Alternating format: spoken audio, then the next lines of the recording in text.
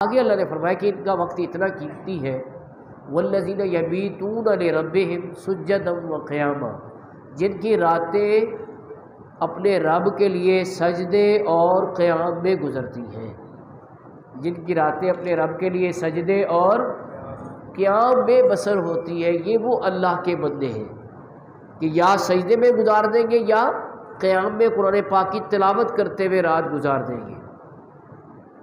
تو نبی پاک صلی اللہ علیہ وسلم کو خود اپنا عمل کیا تھا کہ ساری رات کھڑے رہتے ہیں، تو اللہ پاک نے حکم دیا سورۃ مزمل میں، یا ایھا المزمل قم اللیل الا قلیلا، کہ رات کو قیام کرو تھوڑا، نصفہ آدھی رات، او انقص منہ قلیلا، اس سے بھی تھوڑا سا کم کر دو۔ یعنی نبی پاک صلی اللہ علیہ وسلم اتنا قیام فرما رہے تھے کہ حکم ہوا کہ آدھی رات کو قیام کرو یا اس سے بھی تھوڑا سا کم کر دو، او انقص منہ قلیلا او زد علیہ ورتل القرآن ترتیلا، قرآن پاک کو ٹھہر ٹھہر کے پڑھو جی۔ یعنی نبی پاک صلی اللہ علیہ وسلم اس قدر کثرت سے قیام فرماتے تھے کہ احادیث پاک میں کہ آپ کے پاؤں مبارک سویل ہو جاتے تھے، زیادہ دیر کھڑے ہونے کی وجہ سے متورم ہو جاتے تھے، ورم آ جاتا تھا، جس کی طرف اشارہ کرتے ہوئے امام بصیری رحمۃ اللہ علیہ کہتے ہیں کہ ہم نے نبی پاک صلی اللہ علیہ وسلم کی اس سنت کو بھلا دیا ہے۔ فرماتے ہیں ظلمت سنت من احیا الظلام الی ان اشتکت قدماہ الضر من ورمی، اس نبی کی پاک سنت پر کیا میں نے ستم، اس نبی کی پاک سنت پر کیا میں نے ستم، تھا قیام شب سے جن کے پائے نازک پر ورم، مولایا صلی وسلم دائما ابدا علی حبیبک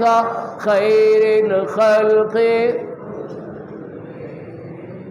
تو جب یہ کیفیت صحابہ کرام نے دیکھی، جو نبی پاک صلی اللہ علیہ وآلہ وسلم کی